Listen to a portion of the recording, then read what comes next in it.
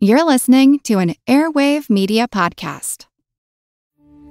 We took it all. We brought them to our land.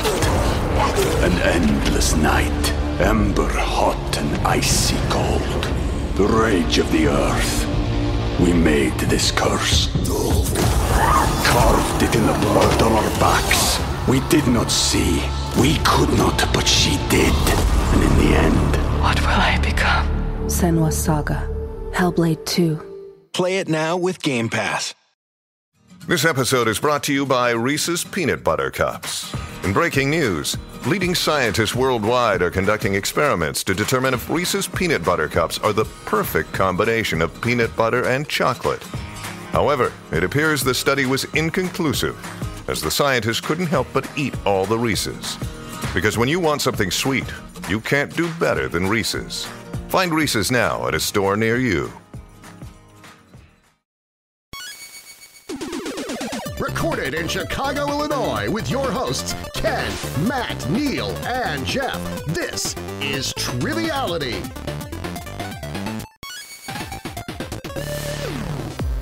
Hello and welcome to Triviality, the game where a lack of seriousness meets a little bit of knowledge. My name is Ken. I'm here in the studio with my beloved Jeff. How you doing? Good. I'm a man full of carbonated drink, so I'm very happy. Yeah. And what's going on in your world right now besides the carbonated drinks? Not much. Didn't you just get back from a trip? I did. I left town for a few days. Tell me about I wasn't even supposed to be here today, but just like in Clerks. Just like in Clerks. But when you're called up to the big leagues, you take your shots. So here I am. Is that how it works? I guess. I was never demoted either. So we do that every week to Jeff. He doesn't know if he's going to make the show. So he doesn't know if he's going to make the official roster. He gets a call 5 minutes before. Well, the voice you're hearing online there is the inventor of the copper bracelets. Matt, what's up? It's not a scam, I swear. You got nothing to say about? You got no defense? No, I have no defense. It's not a scam. That's all I said. It's not a scam. That's all? Yeah. Okay. I think it defends itself. Okay. The results. I don't know if they do anything, but no Triviality has no official comment on the copper bracelets. Not a sponsor yet.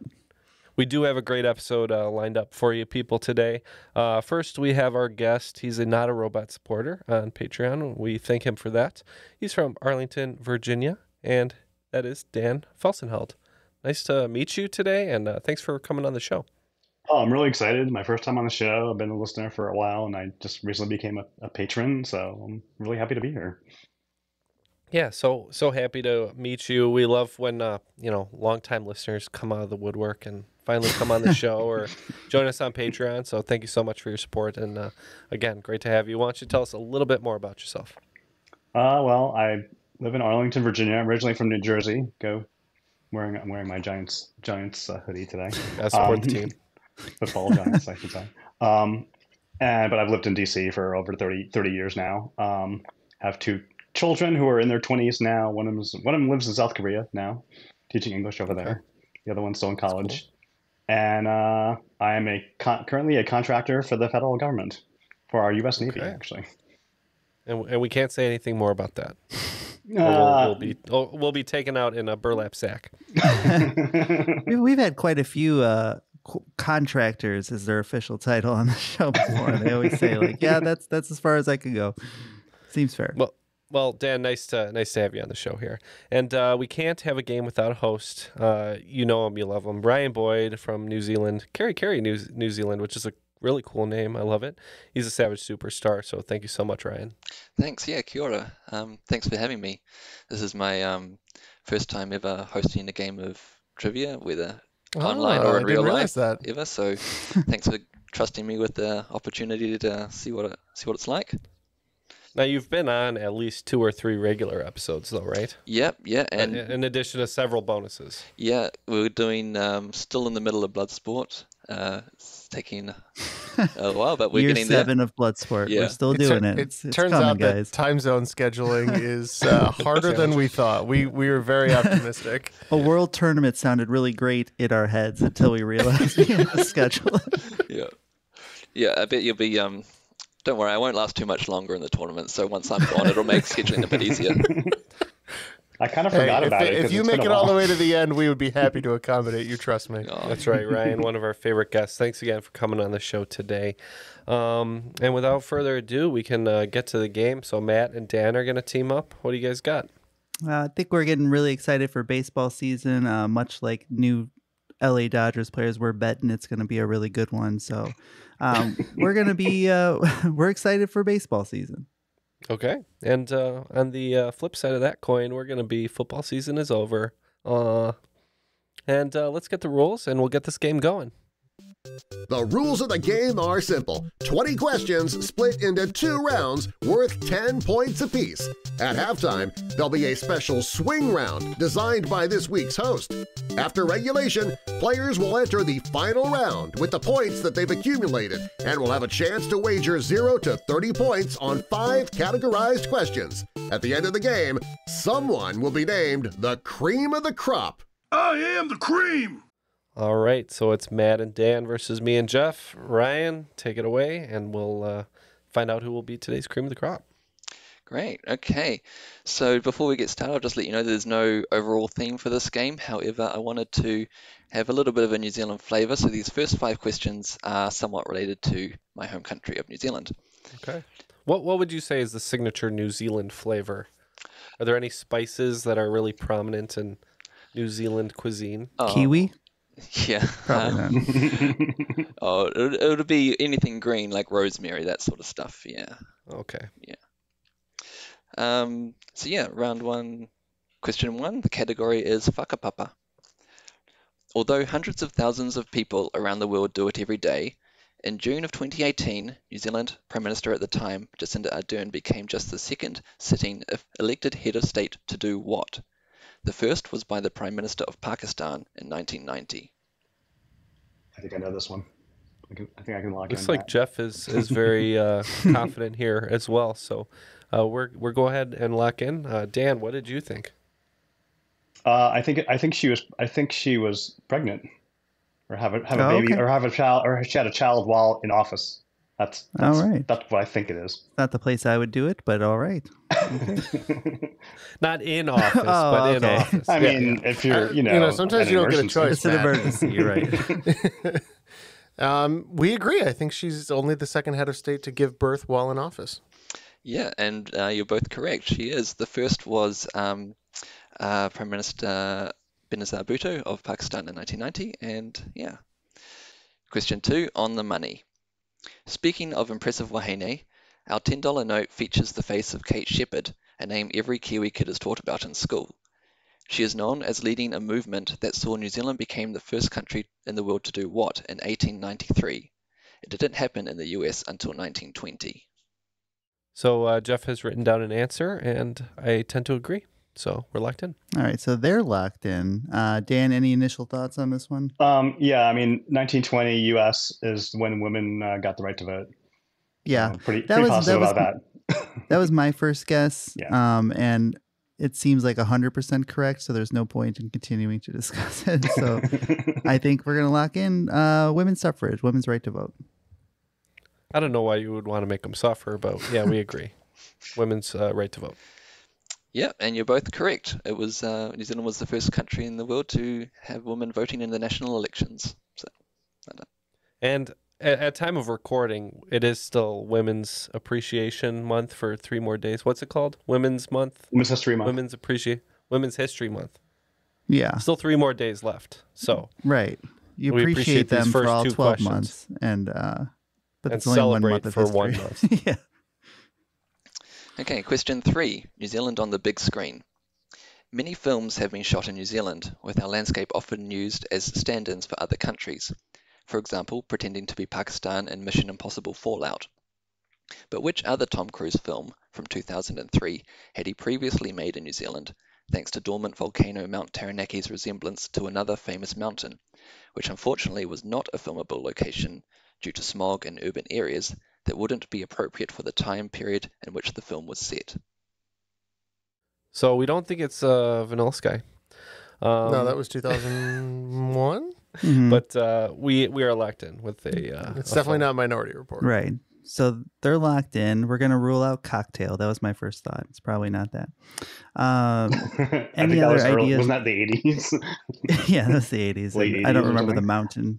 mountain scene. I have no idea. I'm not really good on years of what like 2003.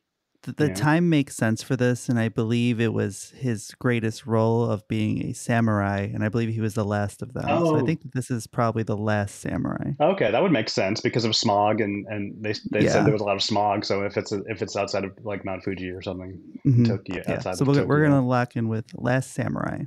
Hey, listen, Ken Watanabe was the last samurai, and also samurai is plural for samurai. But we agree that it's maybe the last samurai. And you're both absolutely right. It is the last samurai. If you look at Mount Taranaki, it does look suspiciously like Mount Fuji. So well done. Yeah, that would have given away if you had said Mount Fuji. A little bit.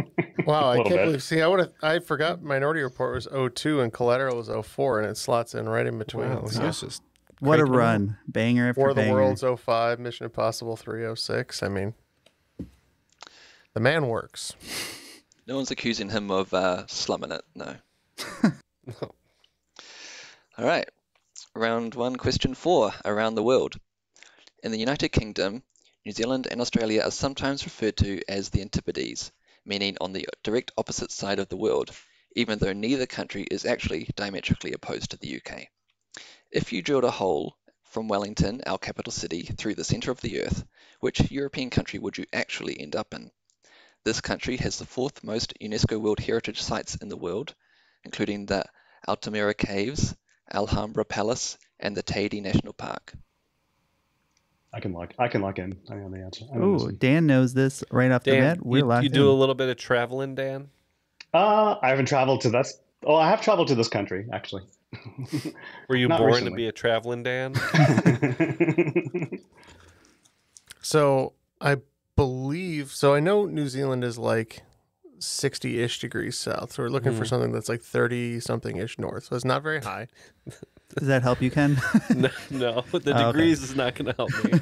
But I'm pretty sure Alhambra is a castle in Spain. And it would make sense that they would have a bunch of UNESCO World Heritage Sites. I could think of a few. Yeah, and I was pulling from like what the language sounded like. And yeah, I would be happy with Spain. All right, Dan, what did we go with? I also said Altamira Caves. As soon as he said that, I was like, oh, I know that's Spain. And Alhambra is the Alhambra is a fort. I think it's a fortress in Spain. I actually went on my honeymoon in Spain way back in 1993. So nice. Yes, well done. You both got it. It's Spain, and it's interesting how few Antipodean places there are in the world. It's actually a lot fewer than you think. So it's quite cool. Okay, last one of the New Zealand questions, which you're all nailing, is in notable records. New Zealand has a few notable Guinness World Records, including the world's steepest residential street in the city of Dunedin, which I ran up once and then threw up at the top. We also have... And then the throw up ran down the street. At 100 miles an hour. It was straight downhill. We also have the world's longest single-word place name, a Maori word which roughly translates to the summit where Tamatea, the man with the big knees, the slider, climber of mountains, the land swallower who travelled about, played his nose flute to his loved one. I will try and pronounce this place name once and only once. Within 10 either way, how many letters are in this place name? Taumata whakatangi hanga koawu o Tamatea turi pukaka piki moanga horunuku pokai whenua katana tahu. I was about where you were. Let's go halfway up. One more notch. All right, we're locked in. All right. So I have researched this before. I did see that the longest place name was in New Zealand, but I did not count the letters, so I'm not 100% sure. There's a really good one in Wales too, right? Yeah, have you've seen the BBC reporter who just like nails it without missing a beat? It's so good. Initially, I'm thinking in the 60 range. What were you thinking? I wrote down 40, but it could be higher. I started trying to like write it down as he was going, and then I just gave up. It's just too hard. I was listening for syllables and was trying to put like 3 to 4 per syllable. Yeah. Do we have to be within like how many? Within 10. Oh, within 10. So I think 50 is good. It gets us. Yeah, I go 60 or. Yeah, well, if we do 50, we get 40 to 60. So that seems like a good range. Sounds good. All right, 50 it is. Sounds good. Jeff put 70, and I was thinking 80, and we met in the middle, and we said 75. So hopefully I didn't push us out of the range. Well, you are going to be very lucky, Ken, because you just hit it. There's 85 characters in that word. Wow. Oh, wow. We're not even close. So I pushed us into the range, Jeff. That never happens, Ken. All right. Strong beginning to this game here. It is 50 for football season and 40 for baseball season. Cool. And let's carry on with question 6 of round 1. And the category is counting sheep. Speaking of notable records, one New Zealand is often mistakenly thought to have is the most sheep per capita in the world, but we're actually second in that regard. Which landlocked country, the 18th largest in the world, holds that honor? All right, so we are choosing a country based on it being landlocked and also not having very many people, and maybe they've got some sheep there too, so we're locked in. So how are you on your landlocked countries, Matt? I know some. I know some too. I'm not very good at my remembering which ones are landlocked. I mean, my initial thought was actually Iceland, but that's an island. But I know they all. Yeah. My first thought was Mongolia. I was wondering that too. I was thinking that too, but I don't know. Like, do you think it's pretty big? Do you think it's the 18th most? Well, 18th largest country in the world. Mongolia was my first thought, actually, when they said landlocked country. But yeah, I guess then Mongolia seems like a good bet. Mountainous, and there's not that many people. It definitely is not that many people, because it's more sheep than people. Desert and sounds delightful.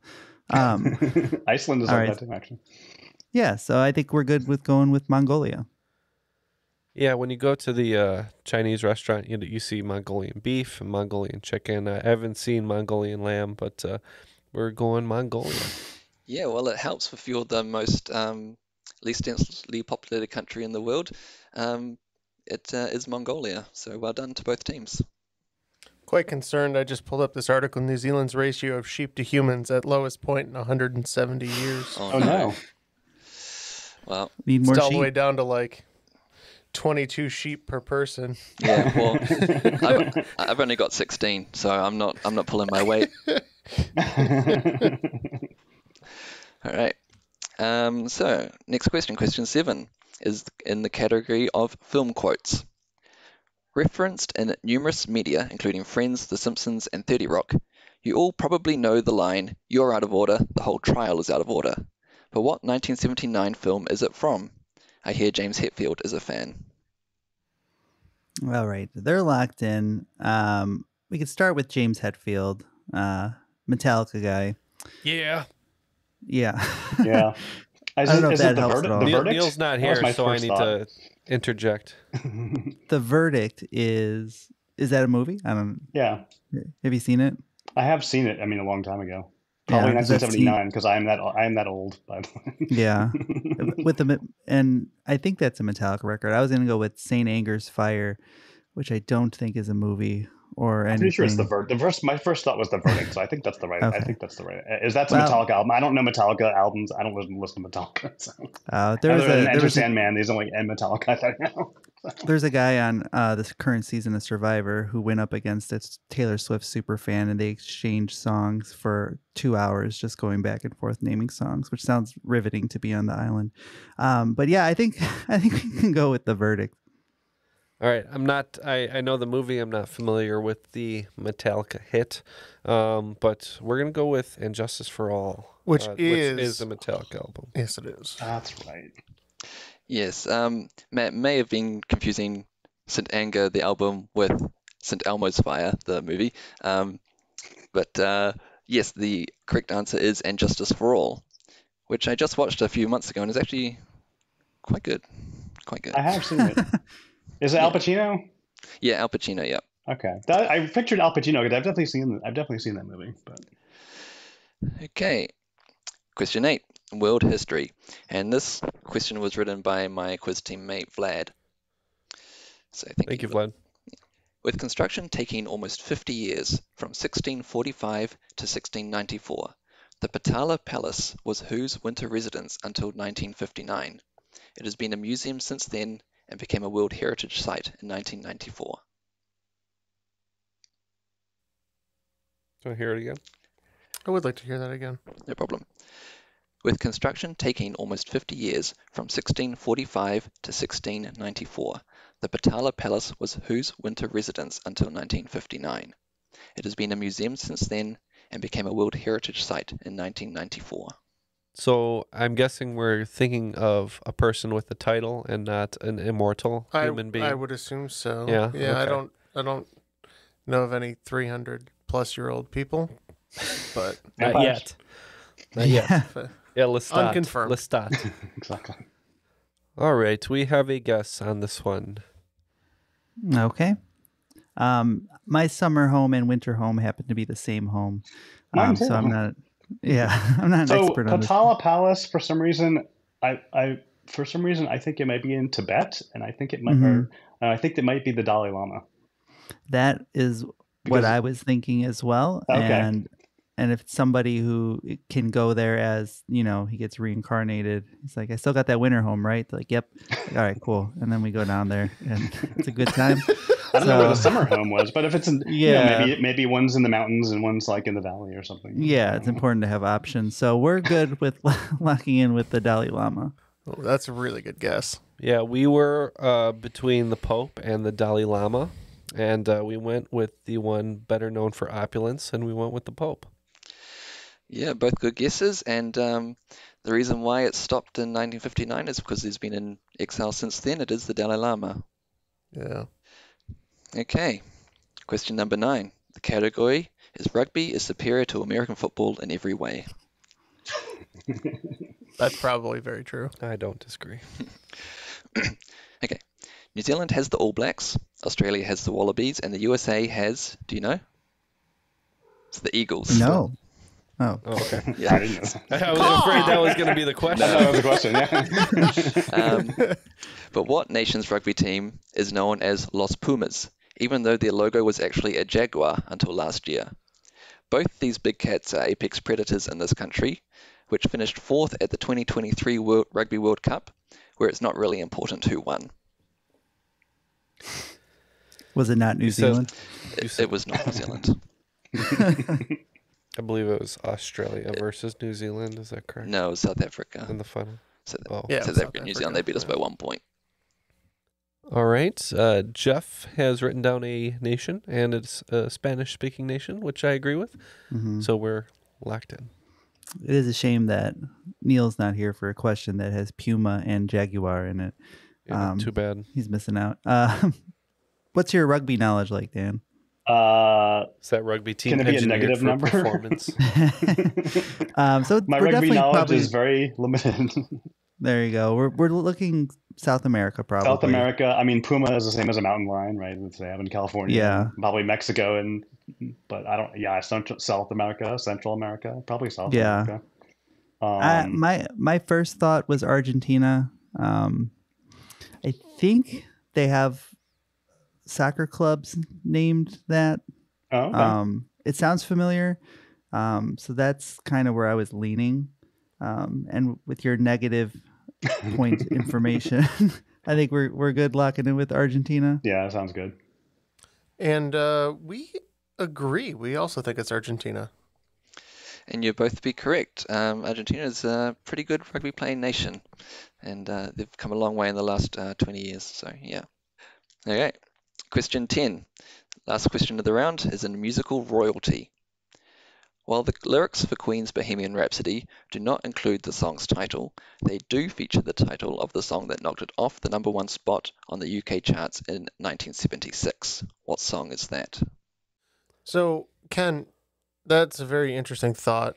Time-wise, it makes really good sense, and I don't want to sit here mulling over the lyrics till the end of time to figure this out, so I think we should go ahead and lock that in. All right.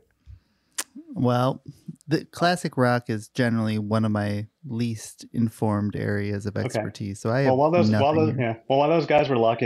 guys were talking and locking in, I was going through the lyrics, and I went through all the not all the lyrics, but I got to the part where he says "Mamma Mia, let me go." So it's got to be Mamma Mia, ABBA. It's got to be the ABBA, by Mamma ABBA, Mia, which would be around the same time frame that it was first on the charts.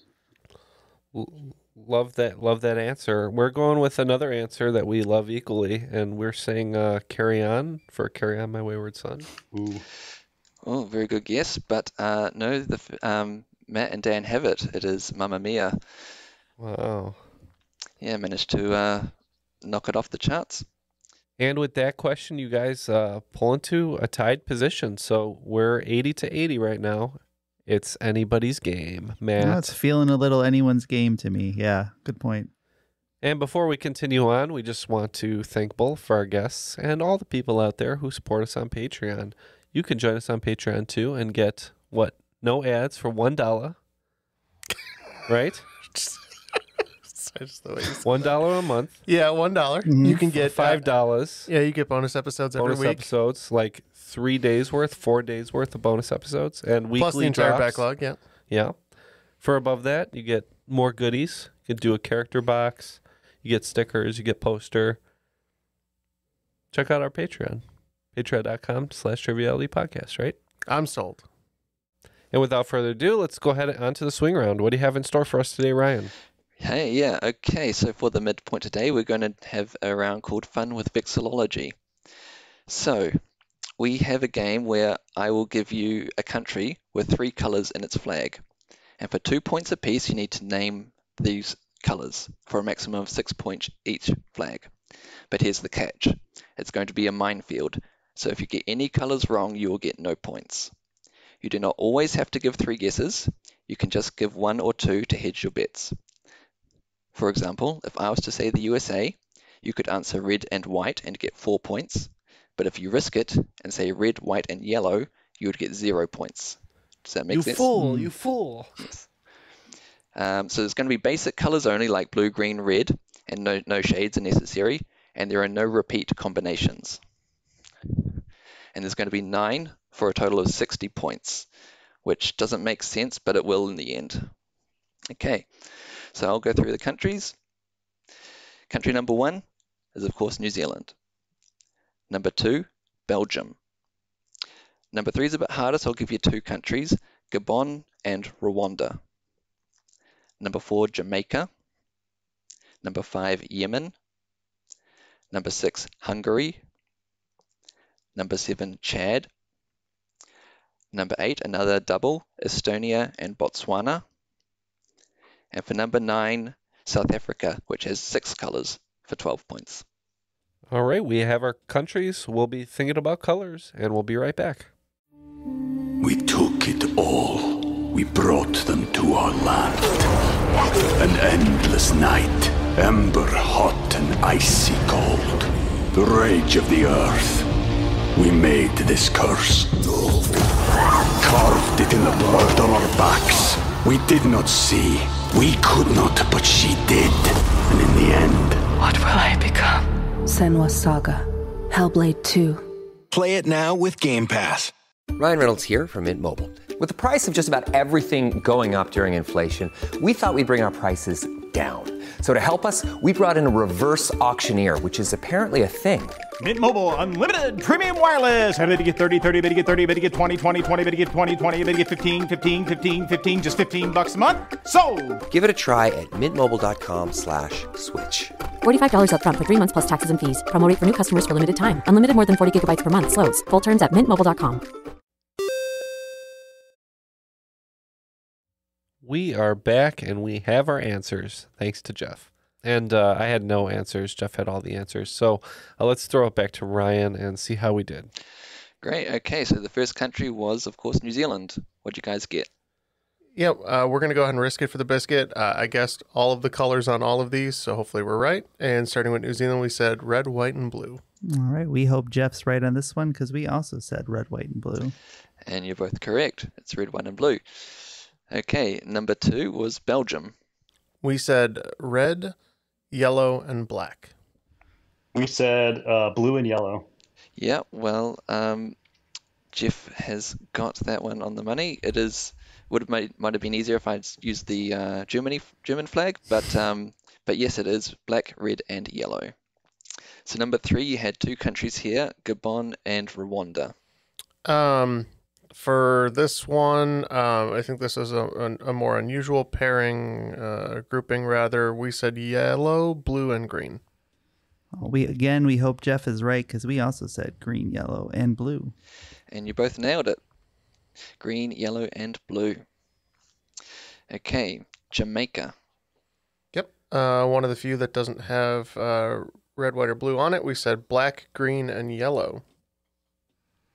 We also said black, green, and yellow. And you're both correct. Well done. Number 5 is Yemen. We said red, white, and black. We just guessed red because we were pretty sure that there's a red in it. Well, you're picking up 2 points. There is red in it. There is also black and white. So 6 points for the other team. Number 6 is Hungary. Okay, Hungary, we said red, white, and green. That sounds right. We actually just went red and yellow for Hungary. Yep, another one that would have been easier if I had said Italy. This is red, green, and white. Okay, Chad. This one I remember because it's almost identical to the flag of Romania. So we said red, yellow, and blue. Again, we just settled with just red. And you'll pick up another 2 points for that, but the full colors are blue, red, and yellow. Jeff is nailing this. Okay. Number 8, Estonia and Botswana. I don't know Botswana's. Fortunately, Estonia, I'm pretty sure, is blue, white, and black. Has a nice light blue. On this one, we went just blue and red. We really didn't have any idea. Well, you got one, but unfortunately, the red will cancel that one out, and it is blue, black, and white. Well done, Jeff. Interesting. Okay, and the last one, South Africa, which has 6 colors. Yes. So I'm pretty sure it has kind of like a Y shape. And I think it's got red, white, and blue, along with yellow, black, and green. This one, I have a South African magnet on my fridge, so it was one that I was pretty sure of. So we went with. Why? I had a friend who went to South Africa, okay. and she returned with a magnet. So I just have magnets from people that travel for me because I don't go anywhere. So we have black, red, blue, green, white, yellow. Well done. Great. Okay, well that's the end of that. And yeah, Jeff nailed that. Full marks for Team Triviality there. All right, moving on to the second round. We are going in with a slight lead. It is 140 to 114 due to Jeff's perfect round. Good job, Jeff. And as your teammate, I'd take credit. You can have exactly half the credit. Thank you. Ken is here too. All right. First question of round 2. The category is Dog Roll Fest. Okay, one more New Zealand question. In the US, if you asked for some Cheerios, you'd probably get a bowl of OT cereal. But here in New Zealand, you get something very different. They're a red-coloured finger food that can be served hot or cold, and are found at pretty much every kid's birthday party next to some tomato sauce for dipping. What are they? Most of the red foods I know are tomato-based. I can't imagine you're just dipping tomatoes in like a... And you wouldn't want to dip something cherry into tomato. No. So cherry tomatoes are delicious. I don't know. Let's just say it's like a chicken nugget or a chicken tender. Chicken. Mm-hmm. It's a chicken treat. A chicken treat. Okay, so they got chicken treats. I'm kind of at a loss here. I'm racking my brain to think of any like red finger food other than like a mini hot dog. But why would you dip that in tomato sauce? Oh, like maybe like a mini sausage or something like that. Yeah. Why would you put sprinkles on bread? That is true. Because it's delicious. You don't know until you try it, right? It's the New Zealand way. I mean, Yeah. like could I was thinking like chicken fingers or mozzarella stick you would dip in the tomato sauce, but I don't. Yeah. And listen, in New Zealand, you're the crazy one, Dan. Right, that's true. I think I kind of like mini sausage kind of as a. Sure. Why not? It's red. Why not? So we got a mini sausage and chicken thingies. You go to New Zealand and you're like, I really want. Are you a guy who puts the milk in your Cheerios, or you put the Cheerios and then the milk? And they're like, "What are you talking about?" So what is it? What is a Cheerio? Tell us. Well, it's a little known fact that chickens in New Zealand it's red, but no, the answer is cocktail sausages. So yeah. So well. Oh, you guys are right. Wow. I'm shocked. Actually, cocktail sausages and red sauce. Yeah. Okay. All right. You don't dip them in tomato sauce. No. Well, you probably call it ketchup, I guess. So Ketchup. Yeah. Oh yeah, I guess we do. You're okay. Yeah, that makes your sense. Tomato sauce is ketchup. Okay, that makes more sense. Yeah. Because we were thinking like a marinara. Yeah, I was thinking like spaghetti sauce, like marinara. Yeah, exactly. Marinara sauce. Yeah, it's a little different. Okay, that makes sense now. All right. Question number 2: the human body. Which internal organ stores the majority of surplus red blood cells in case of emergencies? Hopefully Keanu Reeves stays safe, as his was removed following a motorcycle accident in the 80s. So me and Jeff made a list of 3 things that you can live without. And then we picked the one that we don't know what it does. So we're locked in. In regards to internal organs. Yeah. There are many things I can't live without. I don't think that they're storing red blood cells in your tonsils. But who knows? I also wrote down 3 things like those guys, like they were talking about. So I wrote down gallbladder, spleen, and appendix. Yeah. I mean, the appendix, I don't think they really know what it does in general. Like, so I like rule that one out. I know someone who recently just had their appendix removed, and they said it's basically a superfluous organ that it doesn't do anything currently. I think your gallbladder like has something to do with like stomach. Doesn't it have to do with like digestion or something like that? Yeah. Like stomach, like because I know there's certain foods you can't eat if you have your gallbladder removed. Right. Like fried foods mess with those types of people, right? I know someone who had their gallbladder out. So that leaves spleen. I don't know anything about a spleen. I know, like, if you're like splenetic, it's like, you're like a nasty person or something. But yeah, you have a lot of bile. I thought something was like something to do with bile. I don't know, but I don't know what else. So it stores. What was the question about storing red blood cells? Red blood cells. Yeah. I mean, you go with spleen. Can you have your spleen removed? I guess you can, right? I don't know. I wouldn't, but I guess if you have to. Not as an elective, but yeah. Not on purpose, right? Yeah. It's like, I don't know. What are you doing this weekend? I don't know. Maybe I thought I'd get my spleen removed. Maybe. I think body modification. Sure, let's go with spleen. Yeah, we said spleen, although we have to add tonsils to our list of 3 to make it a list of 4. And well done to both teams figuring that out. It is the spleen. All right. Question number 3 is in movies and music. In the 2002 film Panic Room, director David Fincher cast country music star Dwight Yoakam as Raoul, a slightly unhinged home invader who breaks into Jodie Foster's house with Forrest Whitaker and Jared Leto. However, Dwight wasn't Fincher's first choice for the role. He originally wanted another singer known for fronting 3 rock bands. Fincher met this singer in 2000 while directing the music video for the song Judith, the debut single for one of his bands. Name this singer. And for 5 bonus points, what are his 3 bands? Okay, we are locked in with the answer, we think, and the 3 bands. What do you think? My first thought was actually like Jack White. Yeah. Because he has the White Stripes, the Raconteurs, and I forget what is the third one. Like, is them Crooked Vultures or something? Is that Jack White? Oh yeah, and he looks Jack like White? he could be a home invader. And he could be kind of scary. The only other person I know, like the only other person with 3 bands is like Eric Clapton, had 3 bands, but he's not really an act. He's not really an act. I don't see Eric Clapton being like a home invader. He would have been too kind of old for that.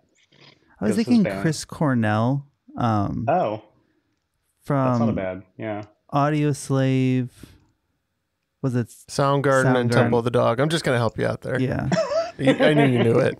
I knew. I would have gotten to Soundgarden. Maybe not. I knew you knew Temple him. of God. It's not a. He has a different look, but has he done any movies though? I don't know. Because Jack White was also in he's also been in some other movies. Well, that 2002 is that yeah, it sounds about. I mean, I don't know.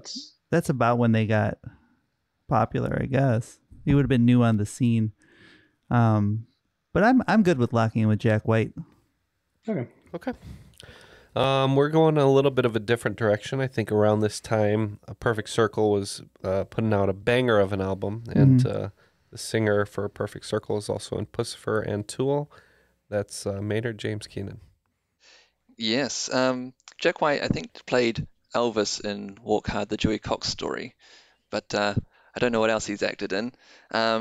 But yes, the correct answer is Maynard James Keenan, the singer for Tool. And he Perfect definitely Circle, has a and look to Pussifer. him. Just saying. Yeah, he looks like a home invader. He looks like a home invader. That, but I could not name, and I don't even know who that person is. So I'm missing that question. That's a little bit in Ken's wheelhouse, I'd say. He's the only vineyard, like wine vineyard owner that also looks like a home invader. Okay. Question 4. Cricket is superior to baseball in every way. And this is from my quiz teammate Dave.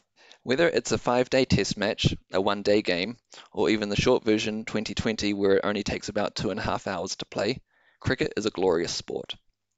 When you think about cricket playing nations, you probably think England, Australia, and India, or at least you should, as they are generally the top-ranked countries. However, the first ever international game of cricket in 1844 featured none of these countries, nor any countries that played in the 2023 Cricket World Cup. For 5 points each, which 2 countries that share a land border played this match? So my first thought was it'd be countries that had a lot of British influence. Yeah, Commonwealth countries or something. Baseball might there's not Canada. be. Could be Canada and the U.S. I mean, Yeah, based if on what those guys were baseball- saying, I was wondering if that was because, like, Yeah, baseball's not taking off yet. They're like, let's try cricket. I'm like, this doesn't work for me. 1844. I mean, Get rid of the wickets. Yeah, I like this. Less wickets. That was the one note. I mean, it's hard, what other Commonwealth countries? I mean, it could be. It's probably not somewhere. It could be somewhere in Africa or something like one of the colonies. I mean, there's all those, Kenya and. Right. There's a lot of territories. In 1844, I'd feel pretty confident locking in U.S. and Canada. Yeah, let's do that. Wow, that's a guess I like a lot. But I guess we were just thinking about baseball. So we said Haiti and the Dominican Republic. Well, Matt's gut would steer him in the right direction there. Yes. Canada and the USA. First countries to play an international game of cricket. Funny. Yep. Yeah, Canada has played in 3 World Cups, the last time in 2011, but USA has never qualified for it. Stinky cricket. What can I say? Here's what we did. We took the cricket idea and we rebranded it, and then we said we're the world champions of it. USA. Yeah. Okay, moving on to question 5, and the category is crystals. And this is sort of a listener-submitted question. I needed one more question, so during one of Jay Borsum's live streams, I asked the chat for ideas, and the first one I got was crystals, so here it goes. The birthstone for August, peridot, comes in many shades depending on its iron levels, but all those shades are of a single color. Which color is that? Okay, the funny thing about gemstones and birthstones, there's only 12 of them. You think it'd be easy to learn them, but I never do. It's never going to happen. If it's based on iron levels, it could be red. Okay. But I mean, my first thought was for some reason was green, but I don't know birthstones. I'm really terrible at birthstones. Emerald is one of them, but that's obviously green. But so it's probably not green. I like red. That seems to make sense. You seemed like you had some sort of knowledge about iron levels. Iron Man is red. That makes sense to me. So I think we lock in with red. Yeah, let's go with that. Yeah, we're saying red as well, and Ryan mentioned different shades, so it could probably get down to a nice pink there as well. But we're saying red. Well, Dan should have listened to his gut. It is green, unfortunately. Oh, it is. Oh, crap. What? Yeah. That was wild. Wow. All right, closing the gap slightly is baseball season. They have 144 creeping up on us. We're at 165 here at football season. Okay, let's moving on to question 6. So, looking at my questions, I realized that they were clearly written by a 40-year-old white guy, and I would like to have some questions outside my wheelhouse. So I asked my 7-year-old daughter Emma to help write the last 5 questions, and here's what we came up with. The first one is in the category of cheerleading. In cheerleading, what is the typical number of people needed for a standard group stunt? All right, we're going to lock in with a number of people. They have a number of people. It's for a group stunt, right? Group That's stunt. what we said. I wrote down like 3 different numbers, like 3, 4, or 5, but I have I mean, it's probably more than, maybe it's more than 3. You know, 3 is a crowd and 4 is a group. I don't know. 4 is a group. That's possible. I watched a lot of Glee recently. We've been rewatching it in the household. There's a lot of cheerleading. Jane Lynch plays Sue Sylvester, a close personal friend of mine. Showed up at my conglomerate multiple times. I think that it's 3. I think you need to have 2 bases and a flyer for a group stunt. That's my guess. Okay. Sure.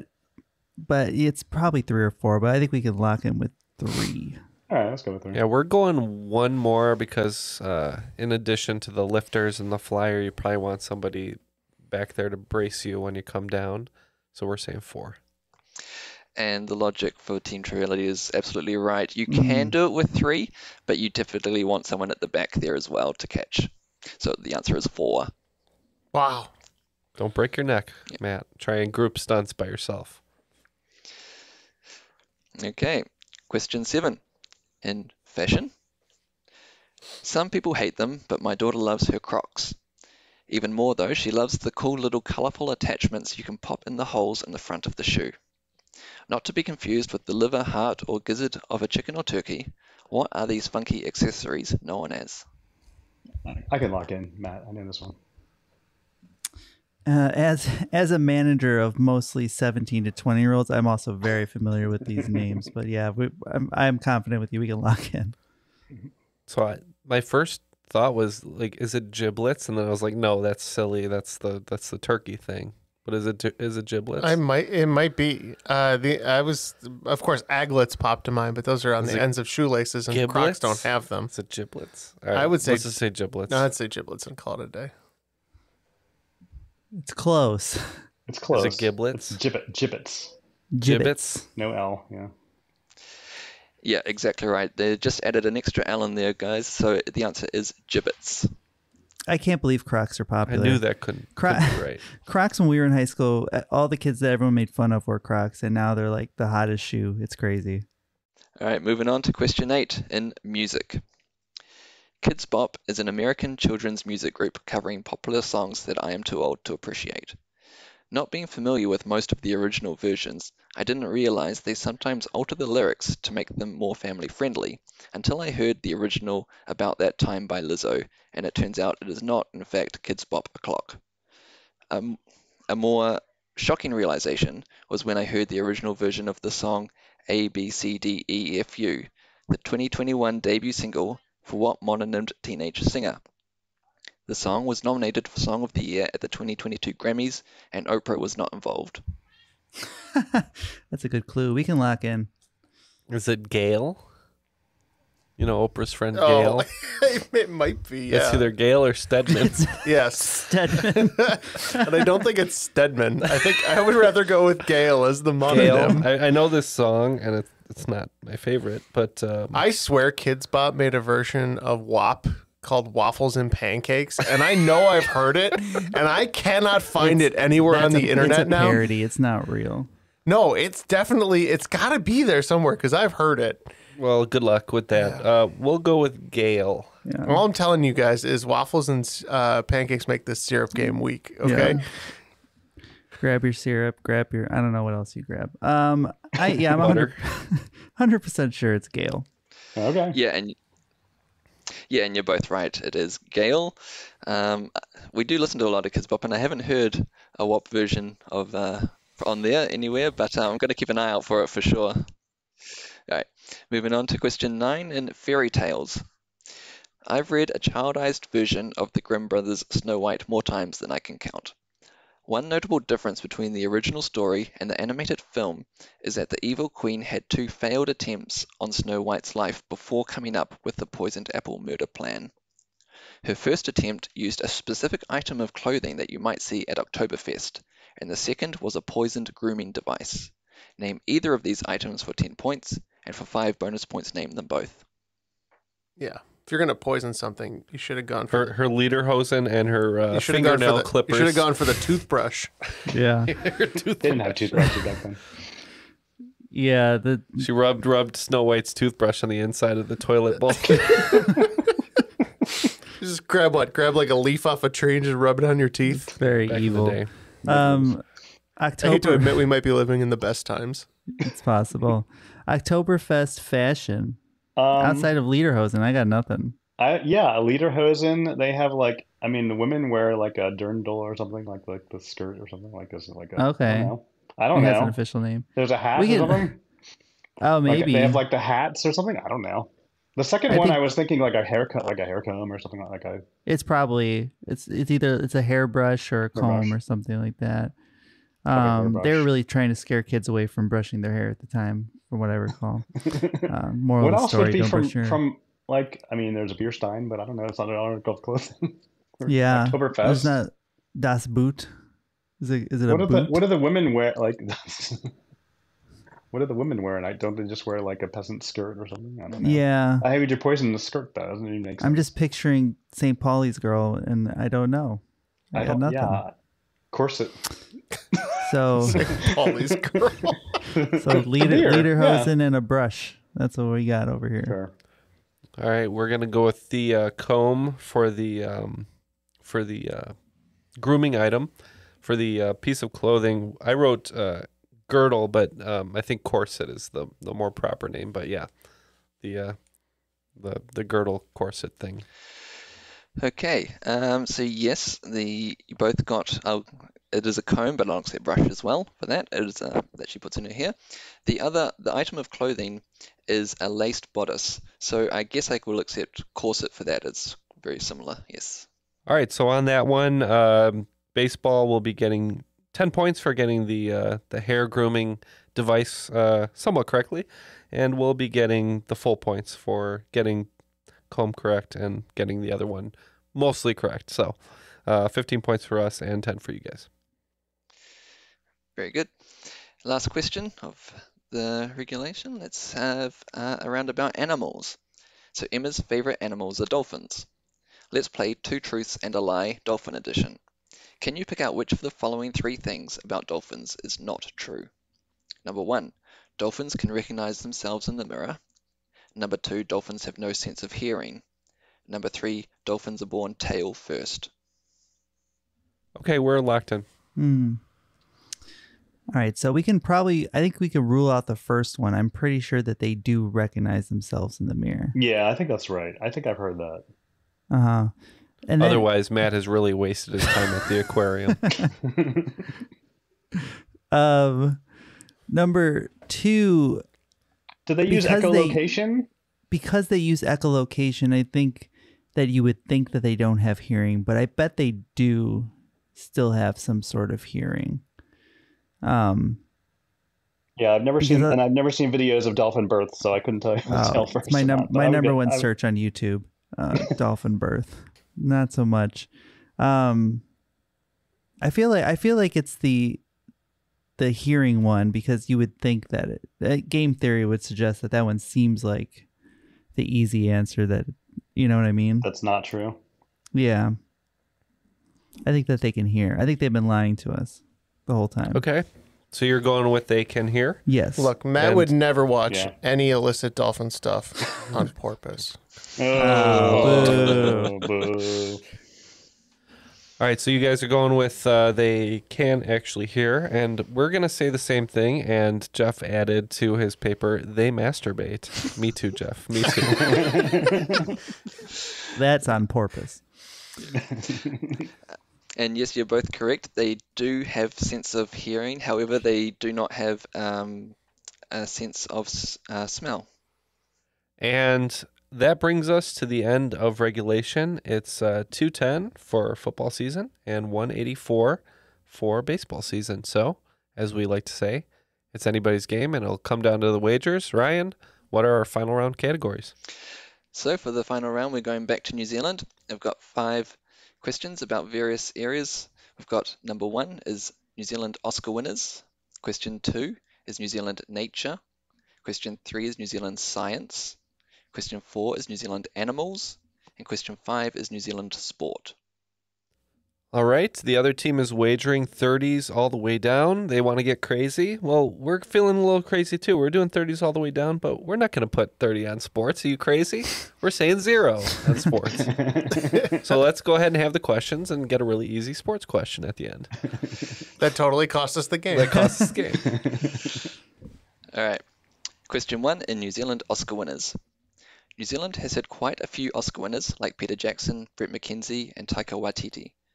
Who was the most recent New Zealand-born Best Director Oscar winner, winning in 2022, though they lost their adapted screenplay nomination that year? This was almost a flip from the 1993 Oscars, where they won the screenplay Oscar, this time for original work, and lost the director Oscar to some guy named Steven Spielberg. Number 2, New Zealand nature. Also the name of our national women's netball team, and found on pretty much all of our national sports uniforms, New Zealand's national plant is a fern, named for which somewhat unusual foliage colour on the underside of its leaves. To be clear, I'm looking for the colour, not the plant name. Question 3. New Zealand science. Add the first name of a Nobel Prize-winning American author and the surname of Billie Eilish's ex, and you get New Zealand's first Nobel Prize winner, who won in 1908 for postulating the nuclear structure of the atom, discovering alpha and beta rays, and proposed the laws of radioactive decay. Name this man after who the 104th element on the periodic table is named for, and I will accept just the surname. Question 4, New Zealand animals. With amazing creatures like kiwi birds, tuatara lizards, and Maui dolphins, New Zealand has some amazing native animals, but only one native land mammal, called peka peka in Maori. There are 2 species of this animal, a short-tailed and a long-tailed, and both are endangered. What type of animals are these? And question 5 in New Zealand sport. You may be familiar with Steven Adams, New Zealand's most famous basketballer who currently plays for the Memphis Grizzlies. But did you know he also has a famous sporting half-sister in Dame Valerie Adams, who has won 2 Olympic golds, a silver and a bronze, in which track and field event? All right, we have our questions. We'll be back and hopefully have some correct answers. We are back and we have our answers locked in for the most part. And we are ready to find out who will be today's cream of the crop. Ryan, why don't you take it away with question 1 of the final? Okay, so the first question of the final round was basically who was the most recent New Zealand-born Best Director Oscar winner? So I think it's the Power of the Dog director. I remember it's a female director. I think probably the other movie was maybe The Piano, but the name is not coming to me, so I can't pull it. All right. Well, we actually Matt actually came up with the name of the movie was The Power of the Dog, and I'm like, oh yeah, I saw that movie. Who directed it? It's Jane Campion, and she also directed The Piano, as you said. Yeah, that's absolutely right. It is Jane Campion. I watched that movie at 1.5 speed, and it looked like a normal movie after that.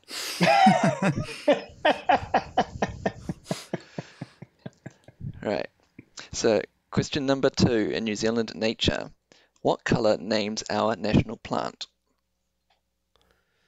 We said blue. And we said purple. Well, both good colours, but if you know anything about our sports teams, we always have a big silver fern on our hearts. It's a silver fern. Oh, yeah. Okay. Oh, yeah, duh. That seems so obvious in hindsight. It's not looking good, Jeff. It's not. See if we can good. turn it around. Well, you might get the sports one right here. I don't even know if we guessed. It'll help you out. Yeah. We did not. No. Okay. Anyway, and question number 3 in New Zealand science: who was New Zealand's first Nobel Prize winner? I didn't realize he was from New Zealand, but I'm pretty sure this is Ernest Rutherford. Yep, I came at it from the Billie Eilish X angle. Dan knew some science. We said Rutherford. Yeah, I'm very happy that you guys got that one. I was worried it might be too hard, but yes, the answer is Ernest Rutherford, who's also on our $100 bill, by the way.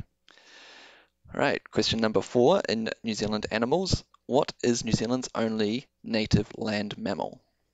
We think the Riddler might not like this animal very much, and we said the bat. We actually went with lemur. I'm hoping. Well, I wish we had lemurs, but unfortunately we don't. One thing we do have, though, are bats. And so well done to you guys. All right, and the last question in New Zealand sport. What event did Dame Valerie Adams win Olympic medals in? We don't know, and we did not wager. Let's say javelin. We thought actually something similar. Stephen Adams is a really big, strong guy. We think she might be a big, strong gal, and maybe she did some shot put. She is a big, strong gal, and she did do some shot put. Oh my God! Wow. Between that and weightlifting, nice and pull. the right one. Yeah. Well, I was hoping you weren't going to say weightlifting because that's not normally a track and field event. But oh yeah, good. Did we lose by 4 points? Yeah.